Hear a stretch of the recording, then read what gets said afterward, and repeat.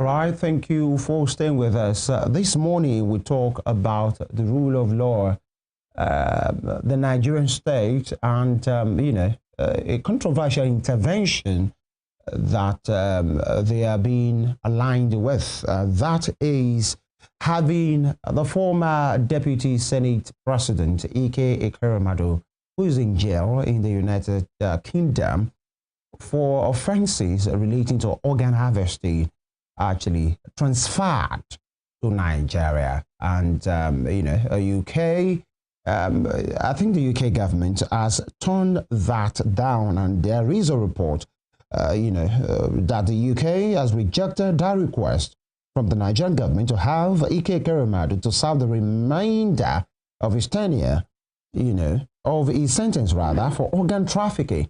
A report by the Guardian in the UK has revealed the 63-year-old former lawmaker is serving 9 years and 8 months in a UK prison after he was convicted in 2023 of conspiring to exploit a young man for his kidney. The plot involved his wife, Beatrice, and medical collaborator, Dr. Obina Obeta, who trafficked the victim to London to harvest his kidney for Ekweremadu's daughter, Sonia, at a private unit of an NHS hospital. And of course, this clip you have on your screen has,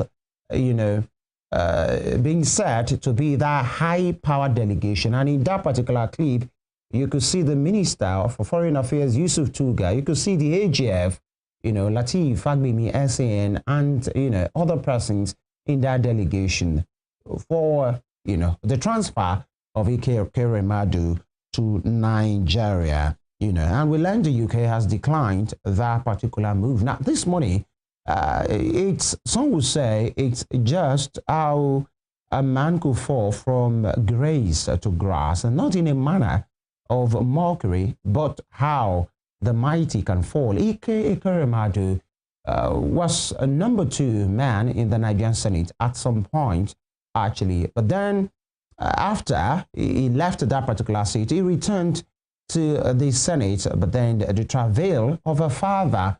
Some would say it was a travail of a father or parent who would do anything to save their ailing daughter. But then it was, whatever they did, according to the court of law in the UK, it was illegal, to have been involved in conversations that has to do with organ harvesting of a particular boy. So Ike Ekweremadu has been serving sentence, and his wife too was an accomplice.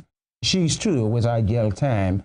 And we lend the Nigerian government to say, bring him back to us. So this morning, we will be talking about if actually it is allowed for a nation to intervene, because at or tail, either a convict or not, Ike Ekweremadu is still a Nigerian. So do we say it is right for a Nigerian nation to intervene in matters that has to do with his citizen, abroad? Because we've seen instances as well in which either the NIGHTCOM, under the leadership of Abike Dabiri, has been intervening, in the matters of some Nigerians languishing away in some jail outside the nation, and some of them have been repatriated, some of them are being freed, under diplomatic interventions and all of those things. So some would say, why can't Nigeria intervene in Ike Ekweremadu's case? So is it a matter of privilege right now, or the Nigerian nation just trying to cater for one of its own? We have been joined by, fortunately for us, 2 of them are lawyers, and they are here with us. Barrister Dapo Ogunwusi, he joins us virtually. Barrister, good morning. Thank you for joining us. Good morning. All right, and of course, we have another lawyer, Pan-Africanist and human rights activist, also an analyst as well, Barrister Chetam Nwala. He joins us still virtually. Good morning, Barrister. Thank you for joining us. Good morning, and thank you for having me. All right, let's start with Barrister Ogunwusi. I'm sure you heard my introduction. How do you place this purported intervention of Nigeria in having Ike Ekweremadu, former Deputy Senate President, serve? They are not saying give him to us, let him free. They are saying let him be brought back to Nigeria to serve the remainder of his terms. Is that a wrong move? Is there anything wrong with that? Well, first of all, it is within the laws of Nigeria and the United Kingdom to have prisoner exchanges. The prisoner transfer agreement of 2014 allows that. And it's signed between the UK and Nigeria during the government of Goodluck Jonathan. Right. And the prescriptions of the agreement are very clear. Number one, the two governments must agree. Number two, it doesn't matter whether the prisoner agrees or not. Then the transferee nation must they could adapt the sentencing to their own laws. For example, if the UK says this is 7 years imprisonment, and then you transfer the person to Nigeria, and Nigeria says this is 3 years imprisonment. So Nigeria could say, okay, you can serve only 3 years. If you have served your 3 years, just go home and sin no more. Those are prescriptions of the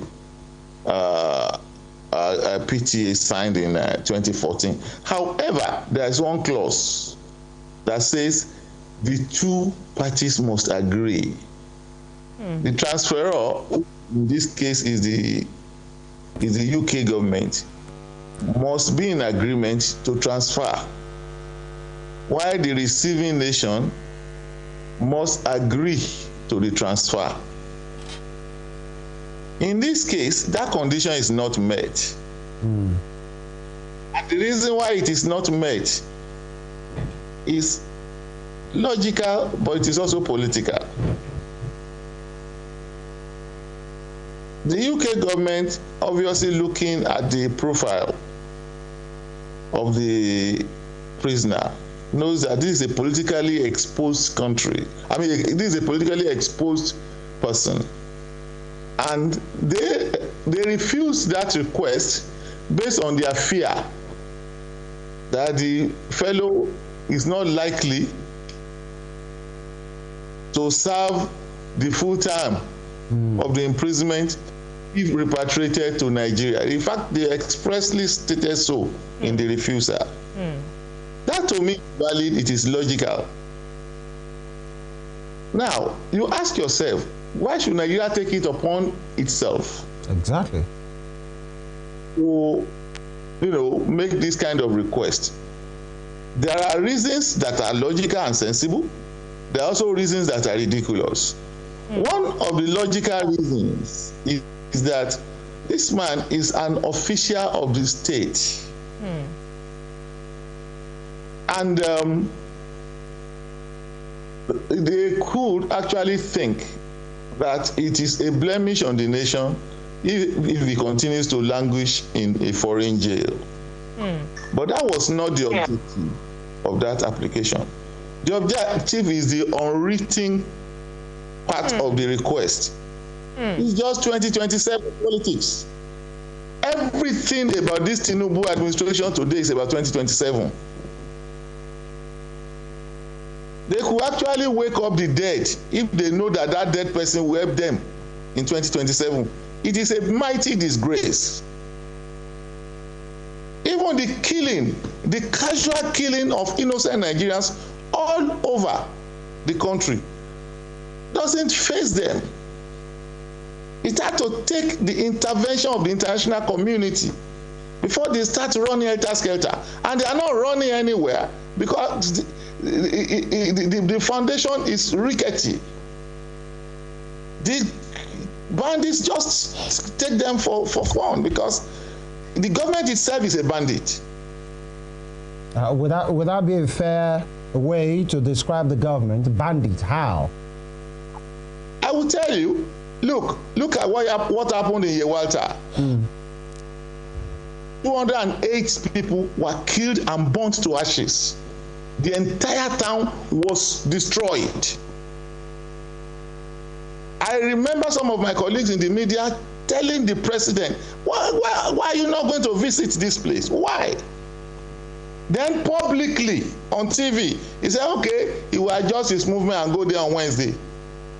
Then he got there on Wednesday. They held a party in Makurdi where the service chiefs were giving him salutes and he was just having fun.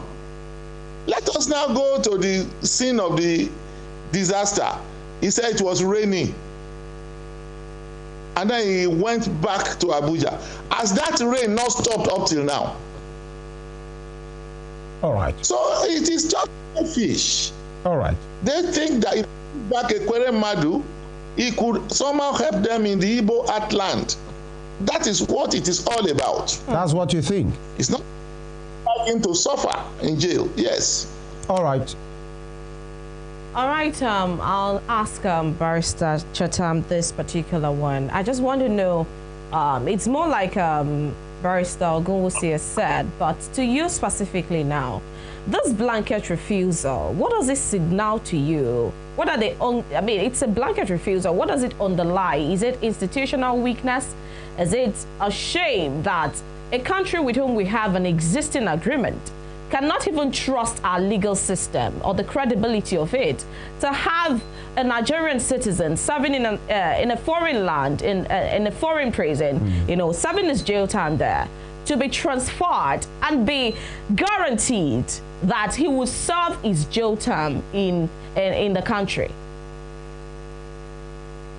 Do you trust the Nigerian system? That is the first question. Do you trust the Nigerian system? Barrister Chetam, you might want to speak up a bit. Barrister Chetam, can you please speak up a bit so that we can hear you? Can you hear me now? Can you hear me? Yes, it's fairer. Okay, the question is, do you trust the Nigerian system? Even myself seated here this morning and talking to you, I don't trust the Nigerian system. I don't trust our courts. I don't trust there is no system I trust. None of the systems we have that I trust. You know why?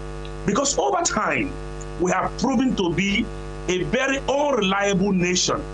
And the Tinubu's administration is not doing anything to change that particular fact. Tinubu's administration has also further worsened our situation. So how do you expect the UK government to trust that if they transfer this prisoner to you, that you won't let him go? Remember, the same situation almost happened during the Boris saga, when some persons were pushing and saying that the Boris should be brought back to Nigeria and that he should serve his jail term in Nigeria.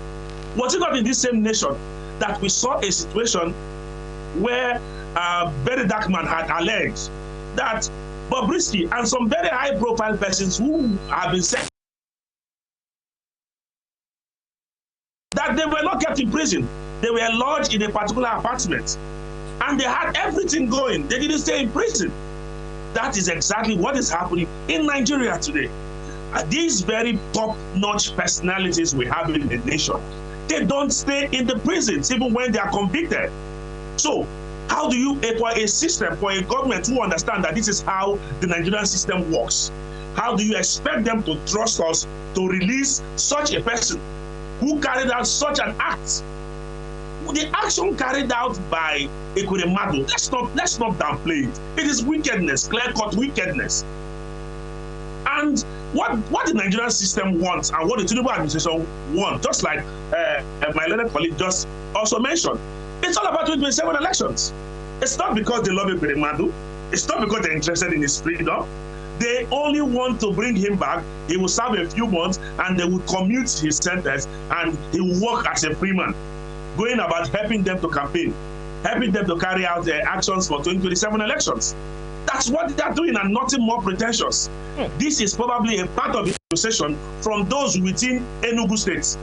Recall, the governor just defected alongside the major political family within Enugu State, defected to the APC to support the president's ambition. And one of their henchmen is Ike Ekweremadu. And they want the man out. It's part of the negotiation they have had. That is why you see the federal government pushing this whole agenda. We all know these things. The United Kingdom do not trust us. They know certainly that if that man returns back home, he will be freed by the Nigerian government. Okay, I'd like to ask you, just to clarify, the commuting of his sentence, will it be appropriate in this situation if it's repatriated and made to complete his term, his jail term in Nigeria? Does it still work in this particular situation? And then, if that happens, can there not be an oversight or a wading into the matter by the UK again, or to ask that he be taken back to the UK? Make us understand. No. The point is this. You know, it's a treaty between Nigeria and United Kingdom. Okay. And in this particular treaty, which my learned colleague had also tried to explain to us as to some of the content of what the treaty entails. See, the moment a prisoner has been transferred, it is now left for the receiving country to deal with the prisoner, especially where the prisoner is from that said country, as they would want to. And of course, in that circumstance, the president has all the prerogative. The prisoner is at his mercy. The president has all the prerogative to deal with the prisoner anyhow he wants or he so wishes. He may free him. He may still allow him go through or put him in the worst jails within the nation and all that. At this point, the UK would not be able to interfere or intervene in whatever circumstances that may happen within Nigeria. And these are some of the concerns. Because once it has been moved to Nigeria, the Nigerian government will now pick it up from there and handle it. And the UK government will not interfere in the actions or how the prisoner is treated, especially as the prisoner is a Nigerian citizen. So what they are doing, it is all by design. It was properly planned to make sure that they free Ike Ekweremadu, to make sure that he gets off the hook. But let me say this, I must commend the UK government, because our officials should be held accountable. And they should not, because they have political friends in high places, get off the hook. We have seen how we do things in this country, how we just handle things anyhow we like and get away with it. Because nobody holds anybody accountable in this nation. We are a nation of anyhowness. The president wakes up, decides to behave anyhow he wants to behave, he gets away with it. We're talking about insecurity across the entire nation. And somebody is talking about going to repatriate this man back to Nigeria. What do we need him for? He should stay there, service term complete. He should stay there. Of what use is he to this nation? At this point, he's coming back. What is he coming to add to our nation? Absolutely nothing. He's only coming to add to 2027 presidential ambition of Mr. President. Mr. Nothing more pretentious. Yeah, if I may come in here. We're hiding under the guise that he's a government official, and so what? If I may come in here. Permit me to butt in here, Barrister Chetam, before I come to Barrister Ogunwusi, is, back in 2022, the plot, that landed the three of them, talking about Ike Ekweremadu, the wife Beatrice, and that Dr. Obeta in this particular suit, Dr. Obina Obeta, the judge, and comments from that particular judgment. And some UK spokespersons who talked on the matter said, I'm trying to get the particular word that was used. Yeah, during the sentencing, I have it now. Mr. Justice Jeffrey Johnson described the trial's action. That is Ike Ekweremadu, the wife Beatrice, and Dr. Obeta.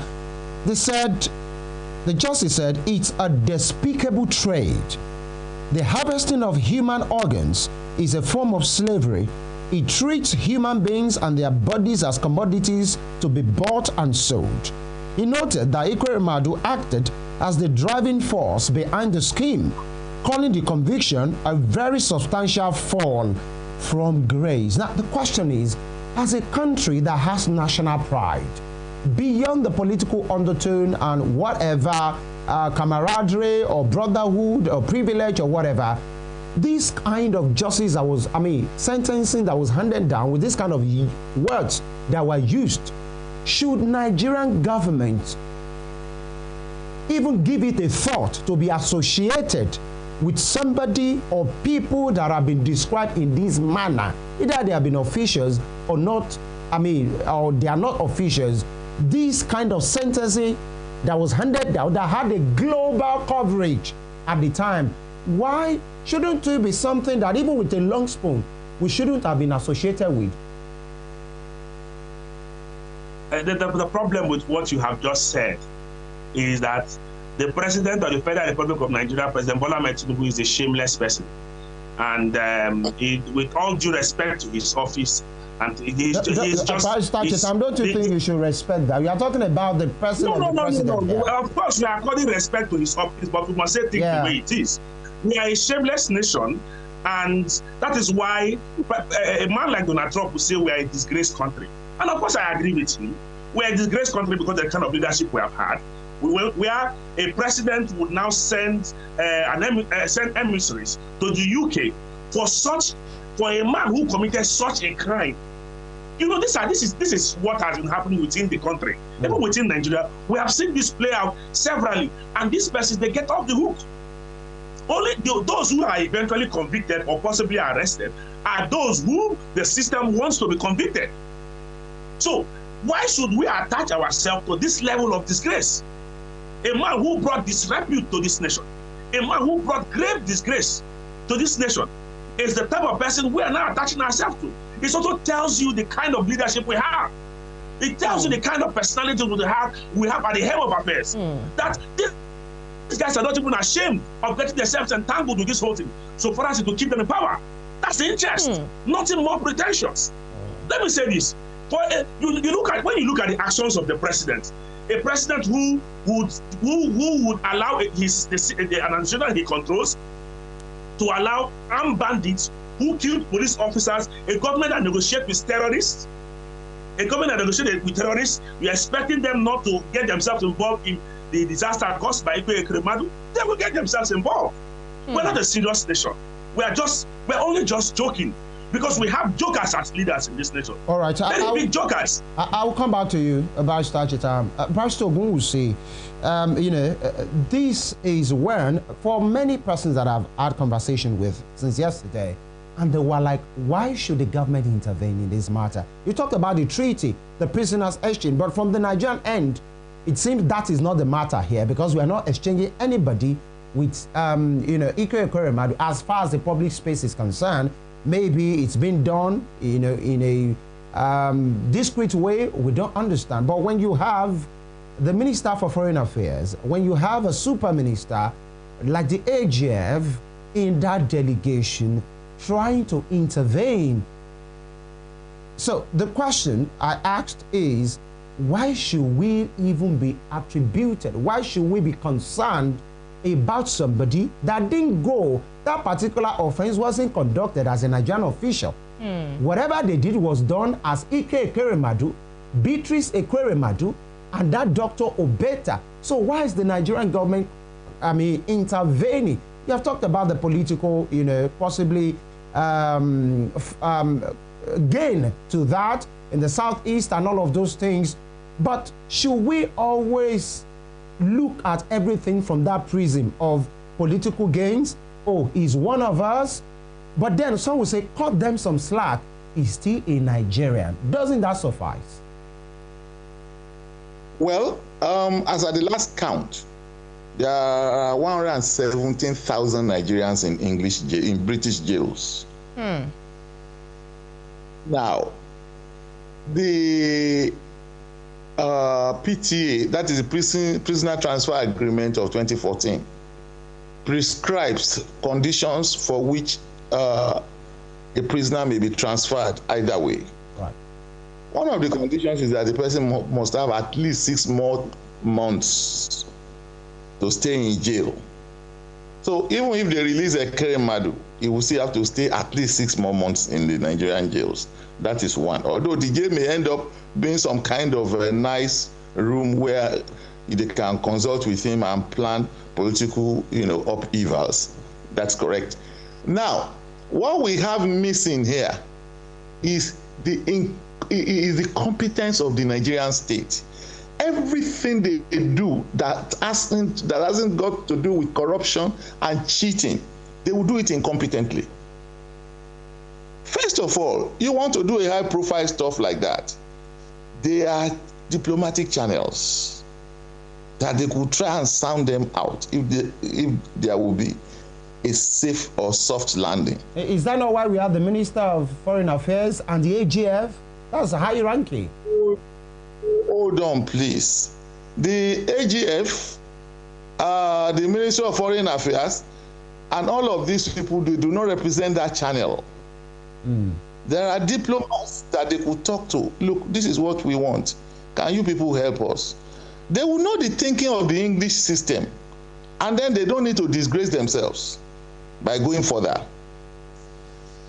Ordinarily, if they now insisted, now this is the major error, if they now insisted that they wanted Ekweremadu back in Nigeria, couldn't they have buried his name in a list of 200 people and make it look and pass across the request, across, I mean, in a very quiet manner that will not make it such a mighty disgrace as they are going through now. And I'm happy that each time they try to do anything, they show that gross incompetence. Latin will tell you lies any time of the day. And I said this in public, and I dare him to sue me. Who? This, yes, that is AGF. I can count on my fingers the number of lies he has told publicly. There is also foreign minister, the foreign minister who went on air to say only about 100 people or so have been killed in Nigeria. I mean, how can people tell both those lies like that? And you still expect the respect of the international community? The way they went about it was wrong. Their objective too was wrong. And they got the desired response from the British nation. That look, you people are only interested in freeing this fellow for some dark political, considerations. It's not that you are just following the PTA of 2014. So I mean, they repatriate people every day to Nigeria for imprisonment. How does this one become a different case that the entire cabinet has to go to, England? And when they were not really sure, why did they have to publicize it? With all of them dressed like Turkey. I think the report came from the UK government, because the Nigerian government have either to be silent on the matter. The report of the refusal came from the UK, not from the Nigerian government. They have been silent on the matter till now. When they went for the visit, they publicized it. Well, somebody took a video. It was on video, and it was publicized. The point is that is a very sensitive eye-wire matter. Yes. Okay. You don't do such things, in a way that this on the radar like that. Do your best, underneath. Make sure that you know how these people think. Before you go public and reap mighty, unmitigated disgrace. All right, Barrister Ogunwusi.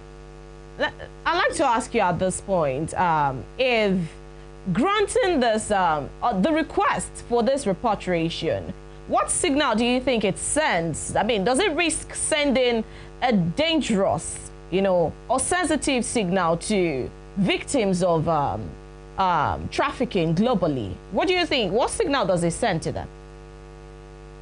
Well, they repatriate Nigerian prisoners from the UK every day. This particular sensitive case. And many of them are, convicts for very serious crimes in which they are also victims. So when you look at it like that, it is not illogical. Only that in this case, it is fraudulent. The intendment, as we put it in law, is not for the sake of justice. It's just for their own selfish desire to put somebody on ground for them to knock people about during the election. That's all. Well, maybe I know they wouldn't mind to send him back to jail after they have achieved their result in 2027. Well, many people, Barrister Ogunwusi, many people would argue again that if that were the case, Ike Ekweremadu is also from the same region of a Nigerian citizen that was just recently sentenced, and has put that region also in a very, very bad light, in sadness. Some people are not happy with it, especially his followers. So how would you say that this one is it to placate them or what? No, you see, there are power centers in politics.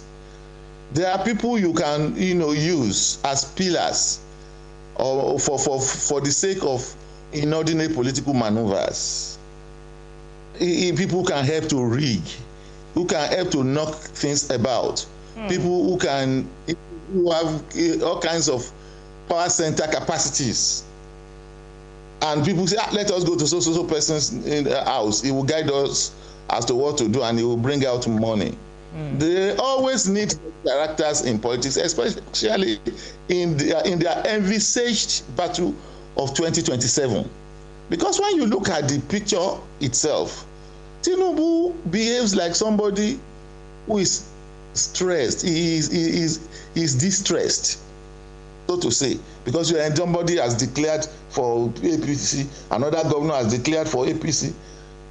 What are the basic considerations? What are the things they can defend about all these maneuvers? It's just that the man is worried about 2027. And everything I see in him, everything he does, is completely paranoid. And he will do anything that will assist him in 2027. And that is where Ekweremadu comes in. They want to get people on ground around whom they could anchor their inordinate political maneuvers. And Ekweremadu was very highly. He has contested several times and won several times, and is one of the icons of that part of the country. So it makes sense. What I think they have done is, and I was also wondering, this incompetence, is it deliberate? If we make a lot of noise, so that they will see at least we have tried.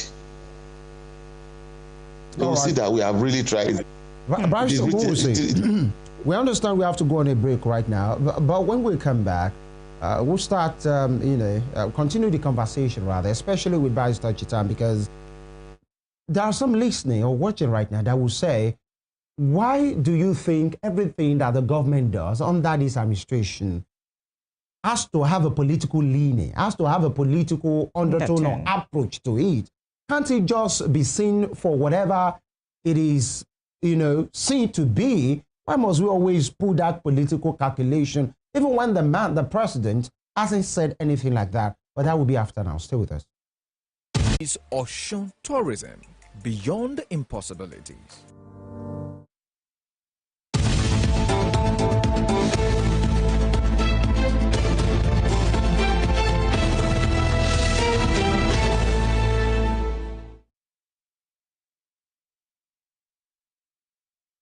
All right, thank you for staying with us. And the conversation this morning is about the decline of the UK government to have former Deputy Senate President Ike Ekweremadu, who is currently serving a 9-year jail time for organ harvesting. The sentencing was, pronounced in 2022 by a UK court, and we understand that has been moved by the Nigerian government, to have him brought back to Nigeria to complete a sentence. And a report has confirmed that the UK government has declined that request. And we are talking about why the Nigerian government should be involved in such an intervention, actually. And of course, we've been having the submission of two gentlemen, learned men, Barrister Dapo Ogunwusi and Barrister Chetam Nwala with us. I'll continue now with you, Barrister Chetam. And the question I asked earlier is this: why do you think, because you gentlemen have partly alluded to the fact that maybe the move by the federal government under the leadership of President Bola Ahmed Tinubu, he wants a political gain out of this, especially to lock down or have some entry into the southeast where you know, possibly he doesn't have the best of his supporters in terms of numbers now. But then we have many of these Southeast governors, you know, turning to the APC right now.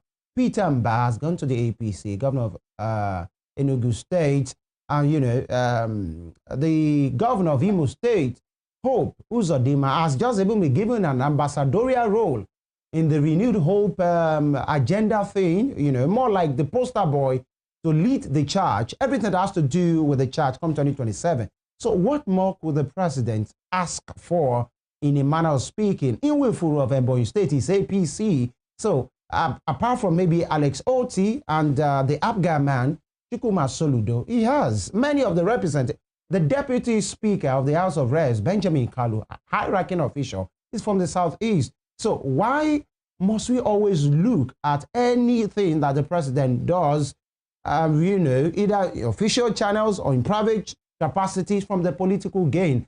Looking at Ike Ekweremadu, who has not been in government for like 3 years, actually, and you have an Nnamdi Kanu who has a court following, that it appears today that if he has been freed, you know, from that, this case, the terrorism charges that he has been given a life imprisonment sentence for, he possibly, many persons will refer to Nnamdi Kanu as a bigger fish as compared in terms of following to Ike Ekweremadu. So don't you consider an Nnamdi Kanu a bigger fish, you know, in the words of Adekunle Gold, is the Ejala here than Ike Ekweremadu, who has not been in government in 3 years, and you are still saying it's because of political expedience in the Southeast. Isn't that wrong? I'll explain a few things to you and to our listeners. Thank you. Go ahead. From the word go, the president has focused on 2027. From the very day the Supreme Court affirmed his victory at the polls. How will you know the president that? has focused on 2027. How will you all know his actions have been towards his re-election in 2027. Yeah. From the declaration of state of emergency in Rivers State to the that and twisted the governor of Rivers State now to the defections we have also seen. But let me remind you something that happened in 2019. In 2023. Recall that even Peter Mbah of Enugu State, it took the stroke of luck for him to emerge as governor. The people rose, the people from the Southeast and Nigerians rose, especially the Southeast, rose against these political bigwigs. What was the president's figure across these states? What elections did we win? He had the support of most of these men. They were there for him, but the president could not pull the stunts. So, as I speak to you, it is because probably that Nnamdi Kanu has refused to play ball. Else, he would have released Nnamdi Kanu. If not, ask yourself the question. If Nnamdi Kanu agrees to play ball with this president to support his 2027 ambition, this president will release Nnamdi Kanu. Really? Nnamdi Kanu, because the Nnamdi Kanu's option has failed, there is another option now, the Ike Ekweremadu option, which is trying to explore. He still has time to make use of Ike Ekweremadu for his 2027 ambition.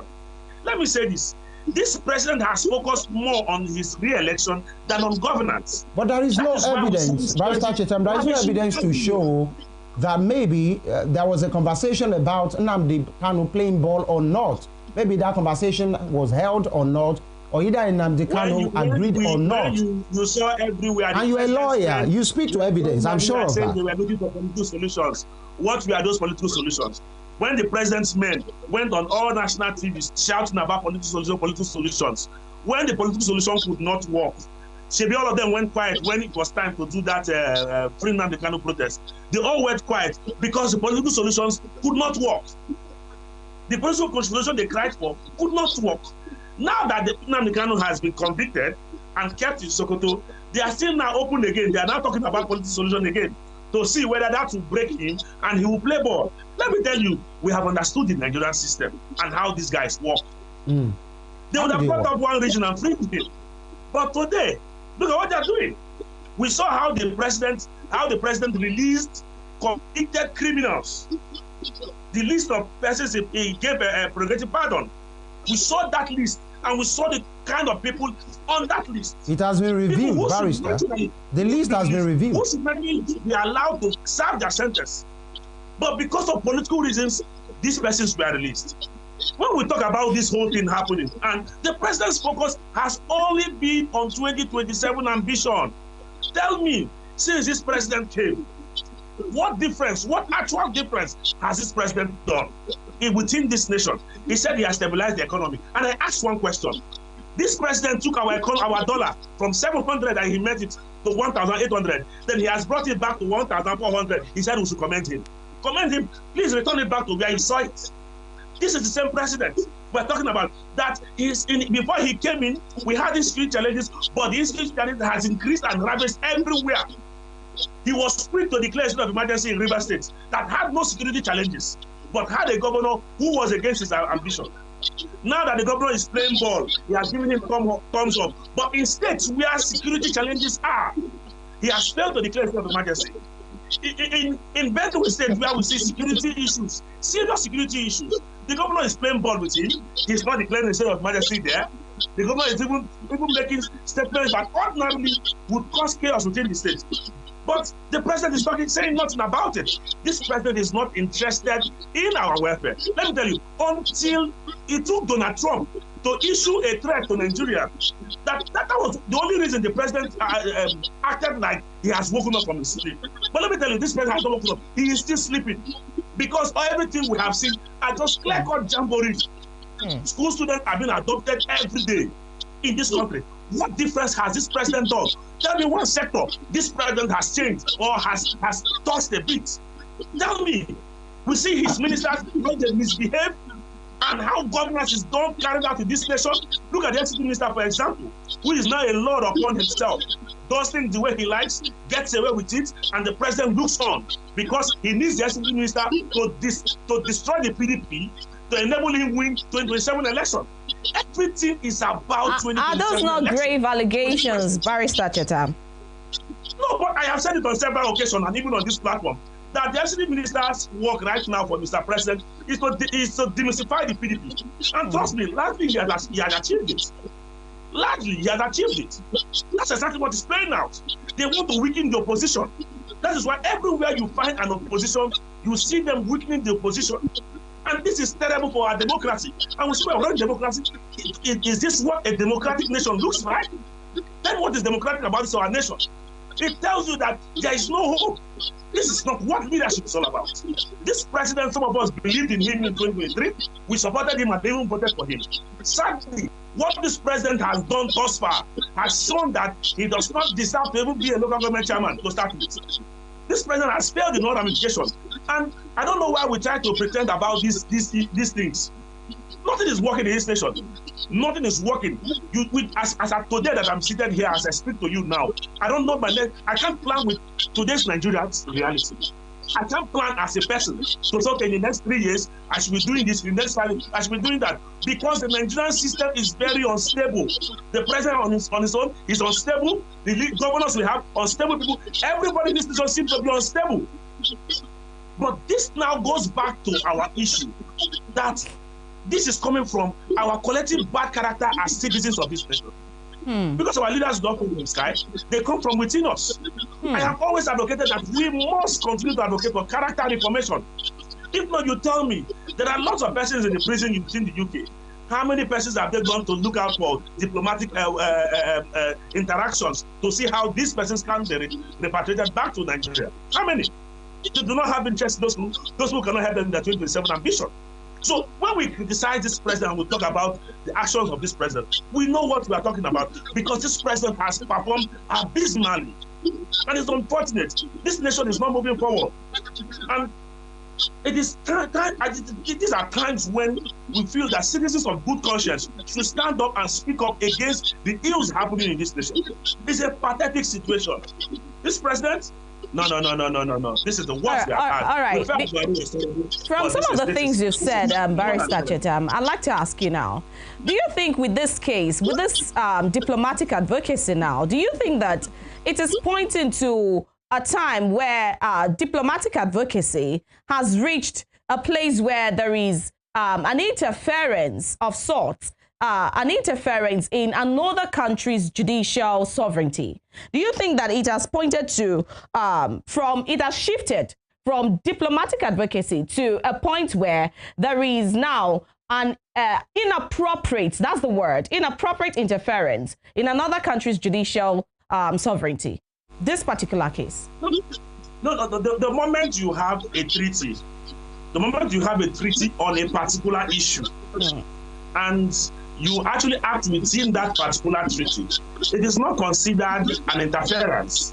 Okay. It is not considered an inappropriate interference.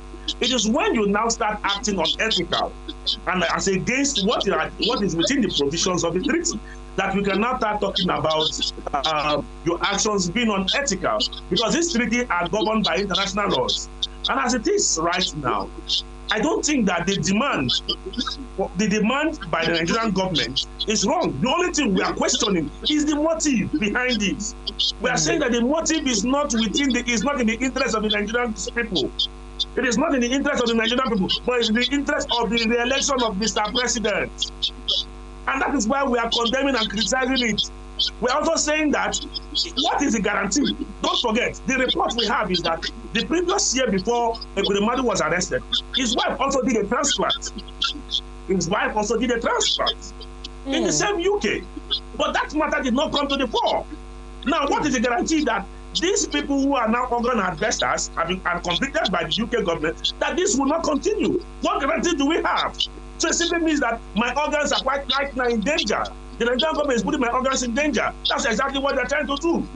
And the question now is this: what effort has the Nigerian government put in place to tackle further organ harvesters within this nation? What effort? We have not seen an effort from government, but a government that has been reasonable enough to arrest and convict someone for such a crime, we're asking that they should repatriate the person back so that we take care of it. Meanwhile, the ones within our nation here, we have done nothing about it. It tells you the type of system we have. It tells you where we place our priority. And this government is only interested in politics, and politics. All right. Point made. Yeah, Barrister Chetam, point made. You made part of the submission previously was that the government, interested in anything that will boost his political visibility, and you referred to the prerogative of mercy and the pardon list that was released a few weeks ago, that was controversial, in which some very persons with grievous offenses, convicts, were announced to be released. But then the government reviewed that under the same AGF to say the last line, though it was published, and I saw it as well from the State House publication team, and that the last line after the verification on the endorsement of the Council of State is, the last review, and at the end of the day, that particular list was reviewed. Some of those persons, were removed from that particular list. So you could easily say the president did justice to that, or the government rather, or they corrected an anomaly that was found, or anomalies that was found in that particular list, just to put that particular. After public outcry. Right. After serious public outcry. After the public condemned the government for that particular action, and they decided to take that particular, and you say we should commend them, we cannot commend them now. The government, because first of all, like people heads should be rolling at this point. Heads should be rolling. People should be sacked at this point. Because for them to first of all have put up such a list, it shows where we place our priority as a nation. And these are the things that continue to bring disgrace to this particular nation, because the international community is listening. They are watching the activities of this government and how we handle issues of this magnitude. All right. Let me go to Barrister. I'll come back to you, Barrister Ogunwusi now. Barrister Ogunwusi, before we discuss other matters, because we're on the home stretch right now, how do you think this particular purported intervention of Nigeria in this Ekweriemadu's case and the decline by the UK government, what kind of light has it cast us? Or is just one of those things, a request was made, a request was declined, life goes on? Or it's more than that? Well, I know that the Western world is generally badly disposed towards Nigeria at the moment. And maybe the oil profits are not enough to sustain the kind of loyalty that could help a government like Tinubu's regime. And probably because China itself has made a massive inroad into our national, infrastructural thinking. But it is very clear that the West, as at now, is not a friend of Nigeria. Now, the problem is that is not particularly a bad issue, a bad situation. All right, because I wanted to ask, bad? Why should we care? Yes, it is not particularly bad, but you see, you have to think of who planted this government in power. It is America. I say that publicly. Really? Yes. And many people would oppose that particular statement you made. Am I permitted to go on, please? Please go on. Yes. You see, it's a long time that you have had somebody in power in Nigeria without having the blessing of the United States. And it was public domain that Buhari got to power through the help of the US. It has been said, publicly. It has never been denied. It has been said by a Nigerian intelligence chief. It has also been said by a former president. So the issue of proof does not exist because there is, res ipsa locutor. But you see, when Nigeria changed the national anthem, so the one written by a Briton, I laughed. Because it was so clear they were trying to please the British. If you ask Tinubu, who said he was so much enthused by the old anthem, to sing that anthem today, I'm sure he would not be able to. Because it's all politics, it's all diplomatic politics. And I think that they are probably fed up with the other arm of Tinubu's support, the other arm of his platform, which is, what people now call bandits or terrorists, because I think he has some affinity for them. And I have my reasons for saying that. Tinubu's government, how do you mean? The same people that he has given the service chiefs mandate to kill every available snake? Why will you say that? That is a mandate he has given 1 million times. There was a time he said he was giving them a directive to implement his previous directive. It was in a memo. So why will you say the Tinubu government have an affinity for the bandit? Why? Yes. That's a grievous. First of all, I gave you an example of Yewata. Mm-hmm. If you had 208 people and the whole town was wiped out, as the president of that country, should you not be there the following day? What is it that you are doing? What is your preoccupation? And he said, I'm going to adjust my timetable for next week. From the body language, from what, why is it that the army detachment that witnessed the disaster in Yewata, they have not arrested any member of that unit or any of its officers, even to interrogate them? That was why the president asked while he was in Makurdi to say, he was asking the IGP, has there no arrest been made? Doesn't that show concern? You remember? Why? Look at that question publicly. Does he need to ask publicly? Does he really need to ask that kind of question publicly? Wasn't that from a place of concern? No. You say you don't just show concern by talking about it. You act it. First of all, it should have been there within the week if you are president of that country. Secondly, it's not about asking questions. And why have arrests not been made? You should ask them how many people are in the gallows by now, and then probably suspend the IG. But nothing like that ever happened. Okay, what of the military detachment that witnessed the event? Was any member of that military team arrested or interrogated? What happened recently in Kebbi? They had intelligence that they were going to, kidnap those kids. They were there for a few days. They took pictures with them, took videos with them. And then somebody mysteriously withdrew the detachment from the school. And then they went in and kidnapped those students. Why don't you think this is more than a coincidence? Well, there is no allusion, no evidence that it was the president that sent them, actually. No, you don't seem to get it. The president, the buck stops on his table. Right. He is the commander-in-chief. Right. He is sworn to protect Nigerian lives and property. He is sworn on the Constitution. Right. Look, if you are the chief executive of a company and they do something of such a magnitude, do people need to tell you that you are responsible? And then even when the opportunity you have to ameliorate, by going there to show concern. All right, we're coasting home, Barrister Ogunwusi. I'd like to ask Barrister Chetam this. Now that all of this has happened, there's a lot of trust gap between the citizens and the present administration.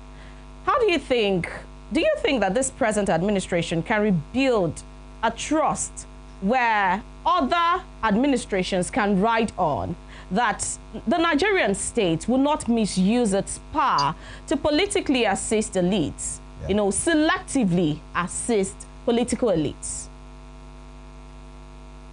The question should be, is this government willing and ready to build that trust between the citizens and the government?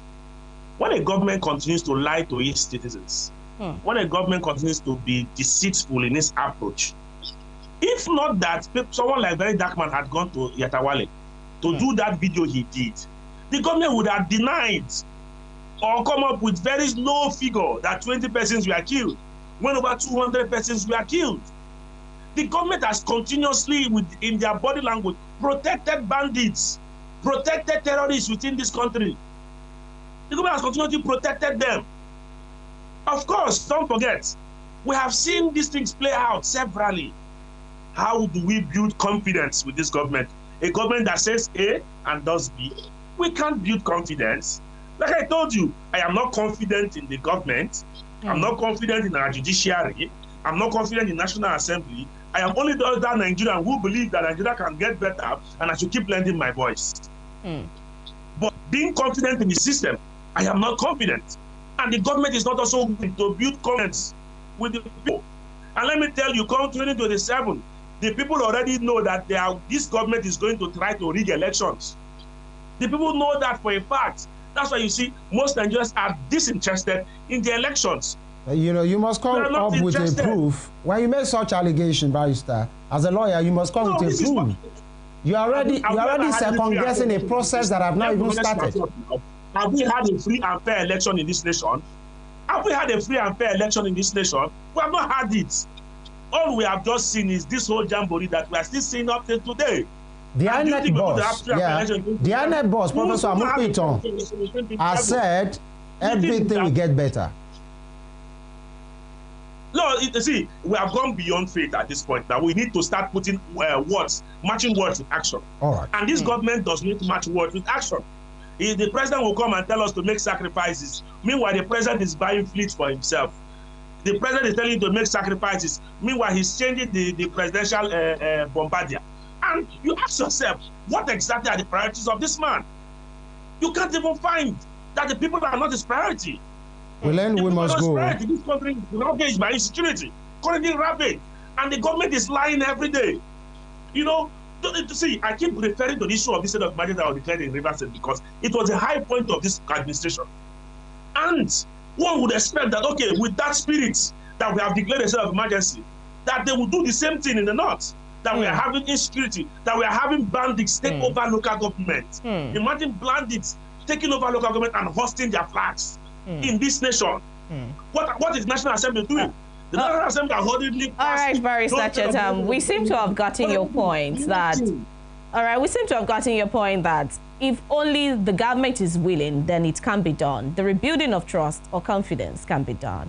Thank you so much, Barrister Chetam Nwala and Barrister Dapo Ogunwusi. Thank you for joining us on the show this morning. Thank you for having us. All right, we hope to have you some other time to help us make sense and make light of some of the situations. All right, Femi, it has been a robust conversation. Right. We had different, insights into what we were probably not even thinking about, the ethnic and the regional political undertone objectives into all of this. It's been quite wonderful on the show today. Thank you for joining us, dear viewer. It is the midweek installment today. Join us again tomorrow for the penultimate installment of Morning Spring on Western Spring Television tomorrow. We hope not to have very terrible news before day breaks, but that's the whole. My name is Temitope Ajijola Oluwola. Femi Ojo is my name. We'll see you tomorrow. And Tope and I want to use this opportunity to say happy anniversary. Yeah. 10th anniversary to Rave FM, Rave 91.7 FM. Today marks the 10th, exact 10th year that our radio station that defines every bit of a moment was birthed. So congratulations to all of us, the CEO, the management staff, everybody. Congratulations. And after now, we party. See you tomorrow.